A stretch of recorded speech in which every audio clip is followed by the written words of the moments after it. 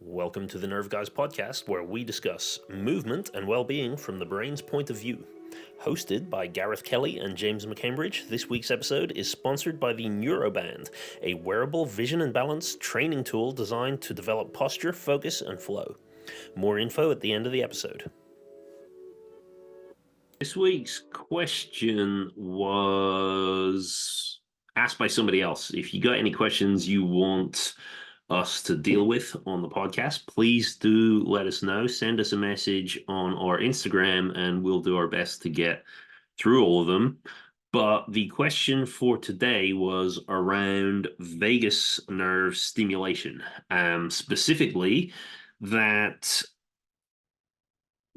somebody was asking about a vagus nerve stimulation device and whether a passive device, something to passively stimulate your vagus nerve, was really the best way to go about it, whether something more natural might be better placed, and if so, what would that look like? What would that be? So we're going to be talking a little bit about the vagus nerve, and yeah, just seeing what comes up. So if you don't know the vagus nerve, it's the nerve that connects all of your organs to your brain. And it's really cool because when you cut the vagus nerve, you could have the vagus nerve still function without actually being physically connected to your brain. It's the only nerve that really does that.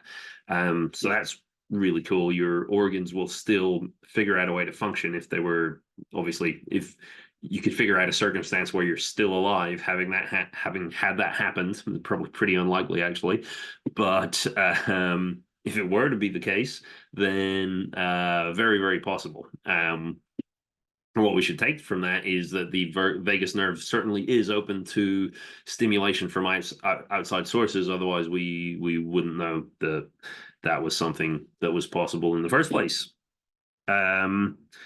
So what is a vagus nerve stimulator, or what do they do? So you see a load of different kinds of these being advertised. The one that I've heard used the most is called Sensate. There's also one called Noivana, I believe. So Sensate is one that you get stimulation, passive stimulation through your chest, I believe, has like a bit of a vibration thing going on. And Noivana actually are like headphones that you listen to that I guess play frequencies that are better at stimulating the vagus nerve. And usually the idea for that, most of the time it's talking about, improving chronic pain symptoms, autoimmune symptoms, IBS, that kind of thing. And that's all going to be linked with the fact that the vagus nerve is the one that's connected to all the organs. So when you've got an issue with the organs, that's going to potentially cause immune conditions. It's potentially, going to cause gut issues. Your digestive system is like one of the biggest things with where organs are concerned. Could potentially be stuff with breathing as well, so allergies and things like that. And then pain's going to be a big one, specifically because of how the vagus nerve is responsible for the balance between that sympathetic fight or flight and the parasympathetic rest and digest. So a lot of the times you hear these things advertising as it puts you into the rest or digest state. That's not necessarily true. The vagus nerve will put you into both of these. The idea is that it should be able to do whichever one it wants. And often when we see dysregulation here, it's almost always, towards the sympathetic side. It's things are too stressful. We go more into fight or flight. It's a lot less often that we see things going too much into rest or digest, but that is also possible. It's not necessarily fun. Usually that's associated with like a lot of nausea, fatigue, and that kind of side of things.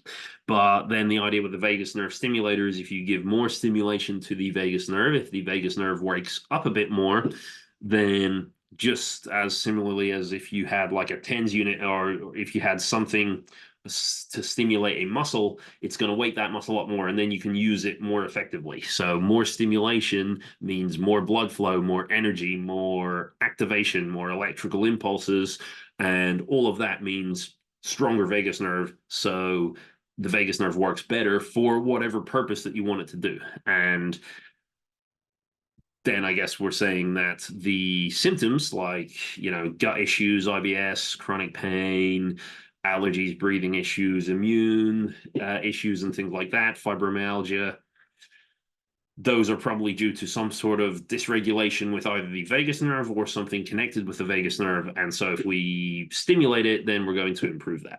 And so the question is it better to uh, naturally stimulate it, whatever that might look like, or can we get away with just doing passive stimulation? So, and again, the difference between that is going to be like if I have something that is doing the work for me, like a stimulator or a massage therapist, or maybe your physio who's moving around your bones and your joints to fix the problem without you having to do anything. Will that get the same results as you physically doing the movement that you need to do, or physically activating the nerves that you need to activate? The short answer is no, it's not the same. And generally, we see that passive stimulation is a lot less effective in terms of like the intensity of how effective something is. And it's usually less effective in terms of how quickly it can act.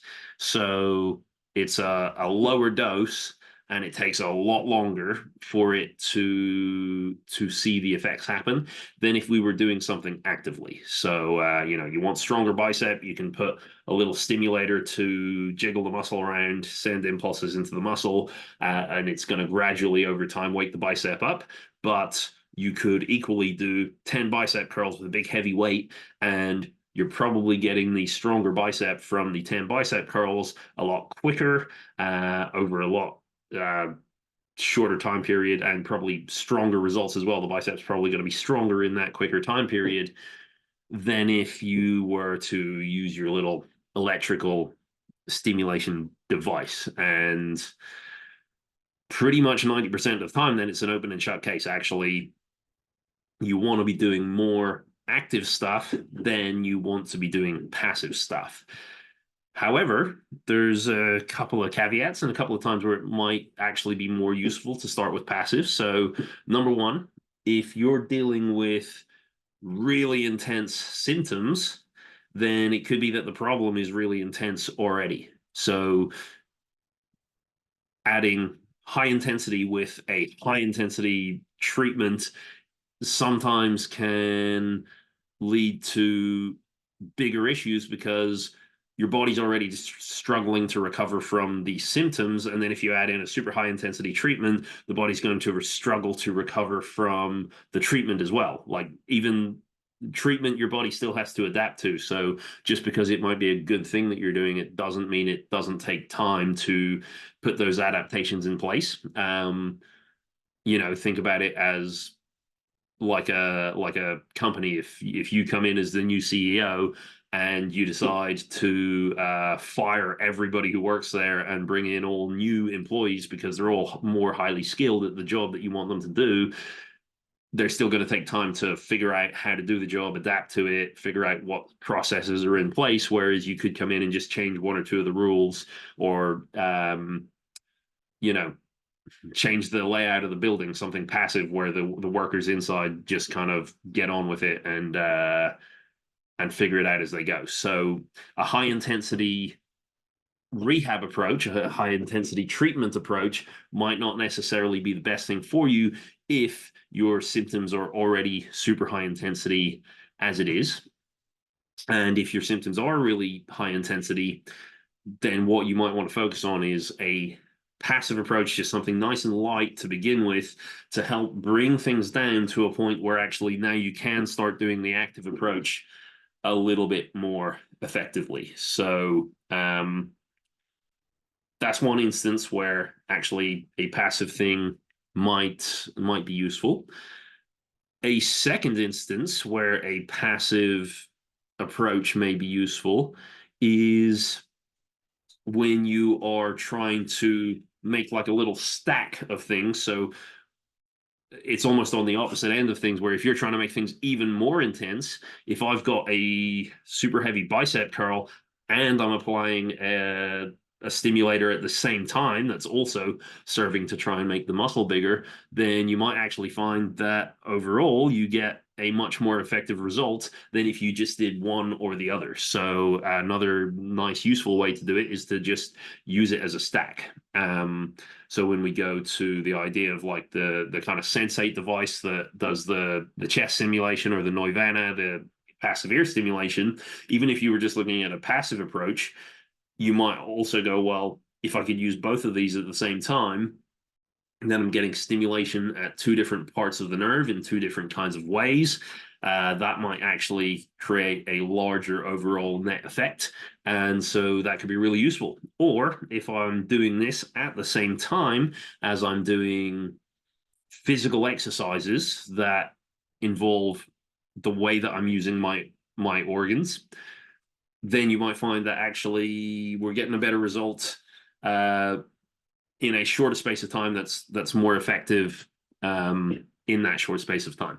So really mild approach to intense symptoms can be one, and really intense approach to get the maximum gains if you're able to tolerate it, if you're able to tolerate the rest and recovery that will be required from that, are both instances where passive stimulation could be really great and really beneficial.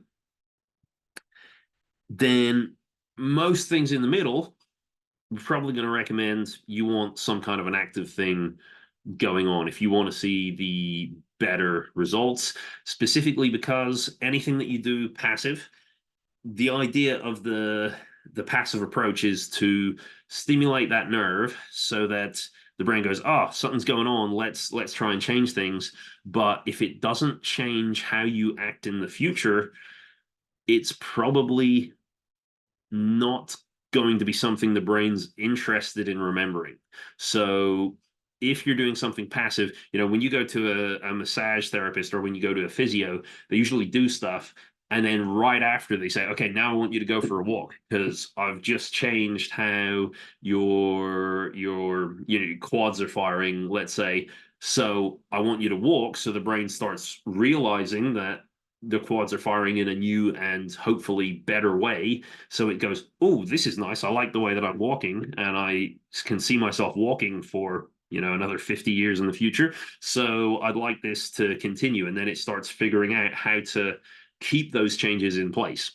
Um, However, because the treatment itself wasn't so active, you usually find that then you have to keep going back to the physio for a long time so that he can do it again and again and again. And eventually, over that long time period, it starts to adapt and adjust, and it goes, yeah, okay, I see what we're doing now.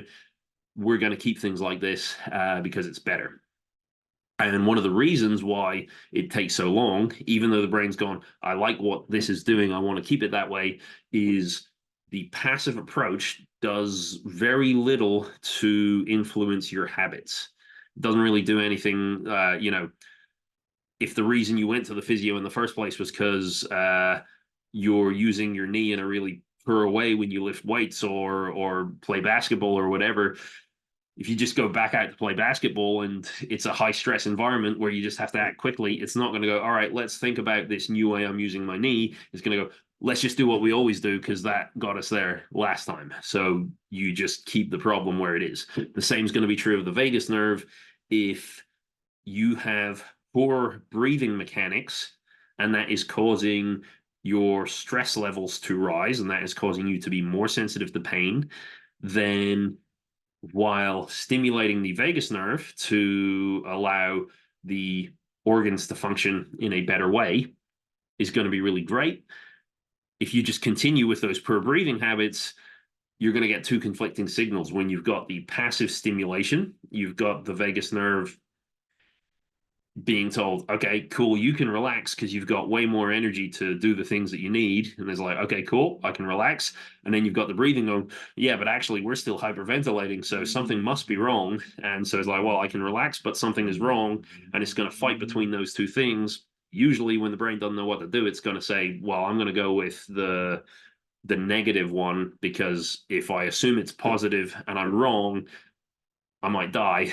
If I assume it's negative and I'm wrong, probably nothing that bad is going to happen. So it's going to keep you in that negative state more than it's likely to keep you in the positive state. So, with that in mind, actually, the better thing that you can do for your vagus nerve is to start figuring out which things can you do for your organs that is going to be most useful. When it comes to the vagus nerve, the things that are most useful in terms of movement are going to be, number one, balance.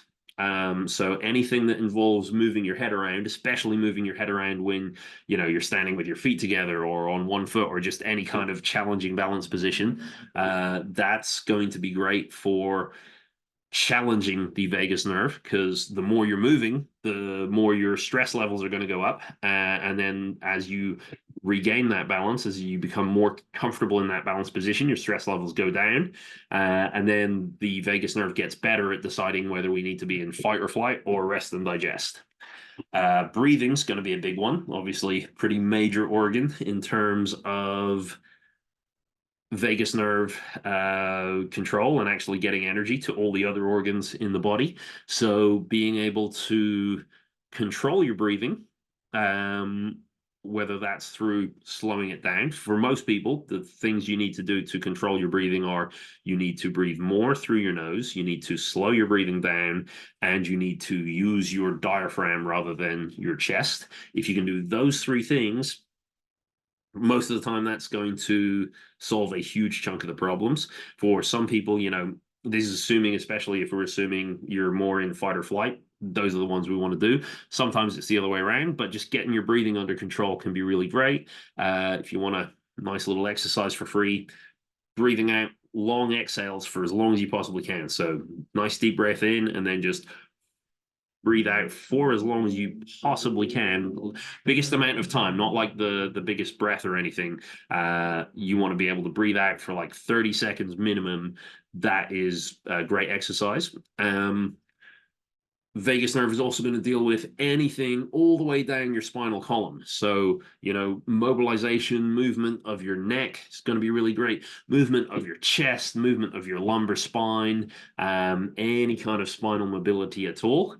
Same thing goes with your pelvis, all the organs around there. A lot of the way the organs get to release toxins and things like that is through spinal movement and pelvic movement. So the more movement that you get going on through that spinal column, the easier it's going to be to flush out those toxins. So that's going to be a pretty great approach. Other ones, humming seems to be pretty good. And then if you're going to be doing kind of like massage stuff, using your own hands can be maybe even a better tool than passive stimulation. So lifting skin around your neck, lifting up the folds of your ears, doing light massage, super light massage work around the abdomen and belly. All of those things can be great ways to actively stimulate the vagus nerve rather than passively.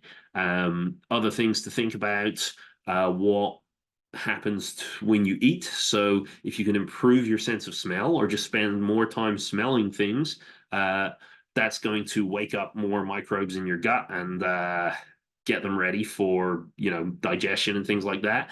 Actively focusing on taste, chewing your food more, anything that makes the digestion process easy, or easier, I should say, leaves more energy for the vagus nerve to do the other things that it needs to do. So, just spending more time with those physical senses. So smell and taste specifically, very, very light touch can be really useful. The skin is one of your organs as well.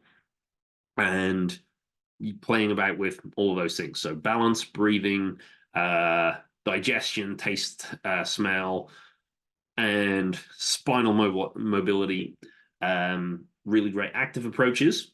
And again, if you start to make headway and you start to notice symptoms reduce, then yeah, add on some stimulation at the same time, and things can go from good to great really, really quickly. And then if you're not at that position yet, if moving your neck causes you to feel instantly nauseous, then maybe that is your indicator. The stimulation is what you want, and that can be kind of a good benchmark. If doing any of those things causes you negative symptoms instantly, that might be the way to figure out you need the passive rather than the active. Thank you for checking out this week's episode. As always, we'd appreciate if you'd like and follow or subscribe. If you have any questions or if you're interested in workshops or one-to-one coaching from Gareth and James, send us a message on the Nerve Guys Instagram page. Finally, we'd really appreciate it if you check out the Neuroband, our very own product and the sponsor of this video. You'll find a link to the Neuroband in the description of this episode.